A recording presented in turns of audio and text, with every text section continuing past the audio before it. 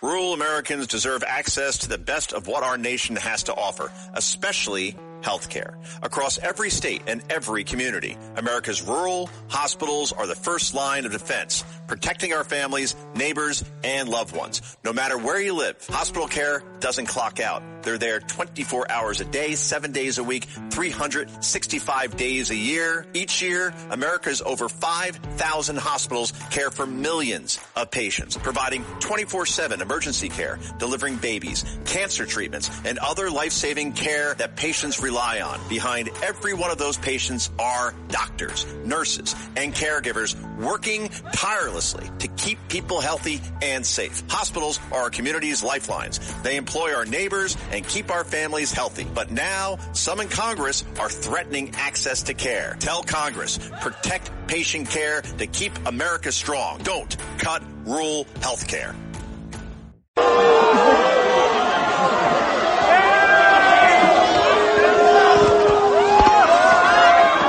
New York City cops being pelted by snowballs by about 1,000 punk kids in Washington Square Park. The cops are taking it. They're very stoic. Terrible. Such disrespect. This is not a friendly, hey, let's have a snowball fight with the kids. This is attempted a humiliation. It is humiliating, actually, for all of us. Can't believe it. What has become of us? Have you seen the video? It's disgusting. Okay. All right. Now, we're joined right now by Scott Munro. He's the president of the 21,000-member NYPD Detective Endowment Association. And, hello. Forgive me first. Are you on active duty right now? Are you in the police department? Yes, I am, Greg. I'm the president of the union, but I'm still an active detective for the New York City Police Department. Detective Munro, welcome. What goes through your mind when you see what we all saw? What the hell is going on? This is, we're in bad times. Last week, I put out an article. We put an article out in the Post that we have people coming up, videoing our people out on the street in their faces, putting out their information, their personal information. We just reached out to the Senate and the Assembly, and we're getting a bill written right now as we speak to charge them with a Class A misdemeanor. This has to stop. This is just the beginning. This is like broken windows. If you let this go, can you imagine what May, June, July is going to look like? We need to take action. These people need to be arrested. I believe there's a couple of them ID'd as we speak right now. We need Alan Bragg to step up and do his job and prosecute these people.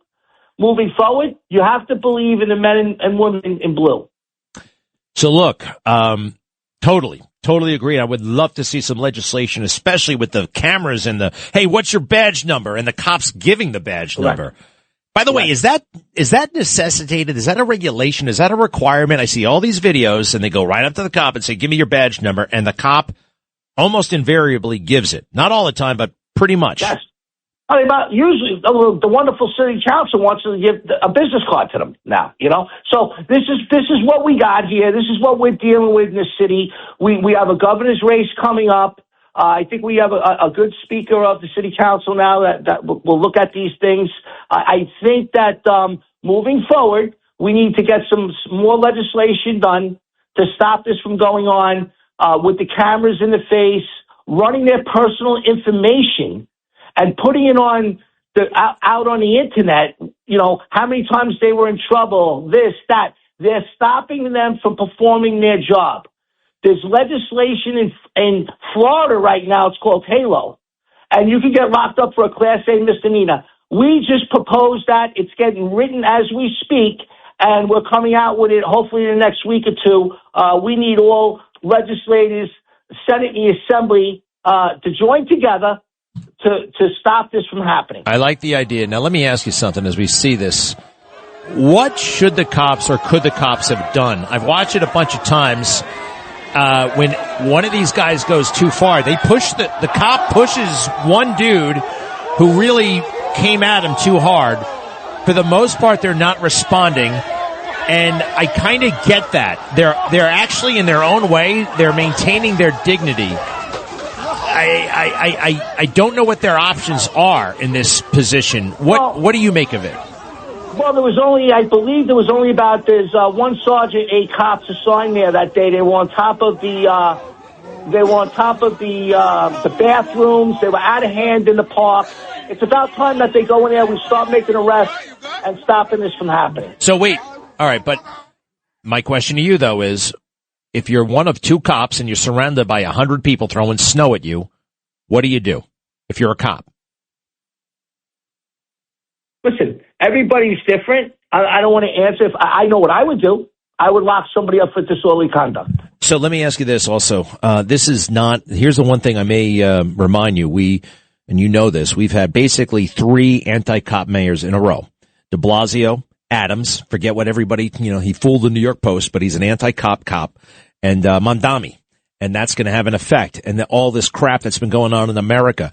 I want to play a clip for you. This is Channel 2, CBS. I'll never forget when I saw this damn thing.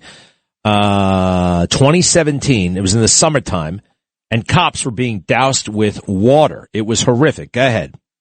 Yes. Video showing New York City police being doused with water are sparking outrage. The footage was taken in Brooklyn over the weekend. Police were responding to a call about a disorderly group. At one point, someone poured a bucket of water on an officer. A similar incident was captured in Harlem. Officers were making an arrest when they were pelted. One was hit on the head with a bucket. NYPD Chief Terrence Monahan called the videos reprehensible and encouraged New Yorkers to treat officers with respect. New York City Mayor Bill de Blasio also condemned the incidents. No arrests were made in either cases, but the NYPD is investigating. Just like now. It's all over again. We have pathetic, weak statements from the police commissioner, from the mayor, who seems to be making a joke out of it all. And this is getting worse. And this is going to lead to, I believe, more cops getting shot, Detective.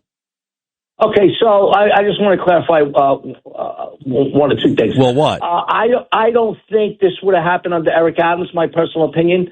I think we would have been able to do what we had to do as police officers. Well, all right. Well, if you want to talk about Eric Adams, this guy, as you know, he was an anti-cop cop.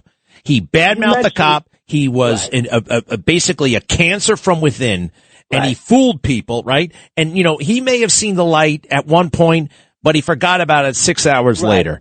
It was always, but all right, keep going.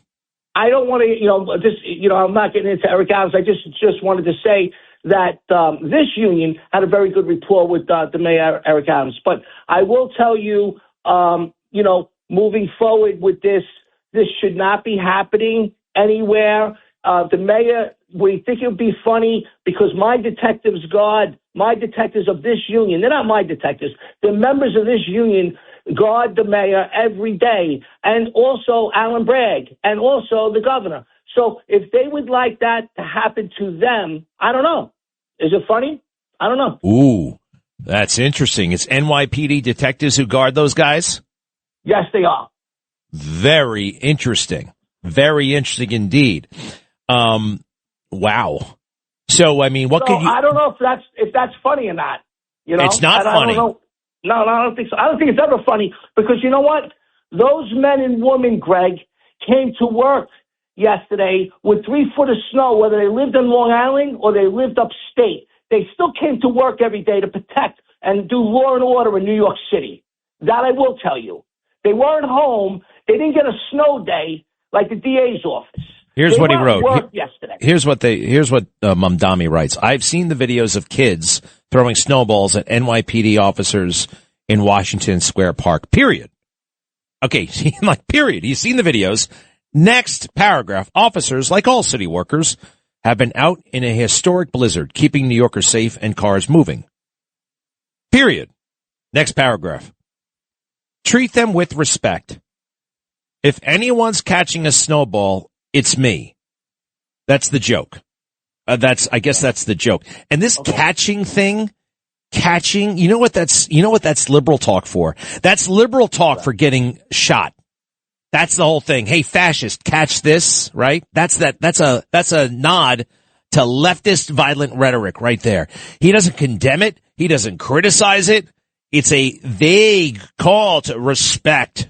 respect. Man, this guy is terrible. Man, you know what? Maybe all the detectives who keep him, quote unquote, safe should, I don't know, maybe there's a flu going around or something like that. I wonder how he'd feel about that. Then again, let's face it, it's a cush job and a lot of guys want that. Look, I think you detectives and you sergeants and you patrolmen and captains and inspectors and everybody else needs to stay the hell out of the endorsement business. All right? It just forget it. You guys, your own clout, your own status, your own prestige. I feel like you get mixed up in politics. Not you per se, but anyway, I'm a little bit frustrated about Adams. And, yeah, listen. We all are frustrated. Don't be frustrated, Greg, over it. It's just, listen, like I said, I believe in the police commissioner. I know she's very upset over this. I know. Well, how do you know that? How do you know that? How do you know she's very upset? Because of a tweet? Did you talk to her? Right? This is the same lukewarm crap that de Blasio said 8 years ago. Oh, we're investigating. We're very concerned. And it's just going to happen again. Well, I've been told we're going to go back to de Blasio, or we're going to go back to Mayor Mandami. I don't know either one of them. I never met either one of them personally.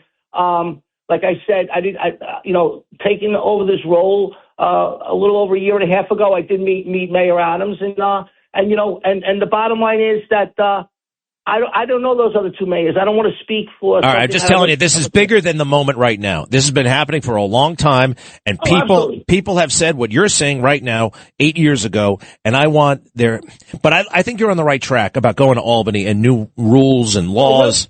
Because we're going to go to Albany. We're going to bring a little Florida to New York instead of New York going to Florida. They got a law in Florida, right? They got the law in Florida. We're going to bring it to New York, and we're going to see who believes in law enforcement, who believes in the safety of police officers, putting their personal information out on the internet where they live, and their wife and their children. Listen, you know as well as I know. Your dad was in this business a long time. The bottom line is they took an oath to do this job, and they will continue to do this job. Detective Scott Munro, very impressive. I appreciate it. You're the president of the Detectives Endowment Association. Hey, real quick, what's the best cop show involving detectives that you've ever seen, if any? Because sometimes they're not good. But what's the one that you like? I like Law and Order because every time I watch it, I see a different one. I never see every single one of them. You know? Yeah, totally. And let me ask you, well, one little thing about that show that drives me a little bit crazy, you know, when the detectives show up to talk to the bartender, you know, hey, when's the last time you saw this person? You ever notice that the guy continues to 10 bar? Yeah. Like, when you guys show up with questions, even if the guy's innocent, that freaks people out, right?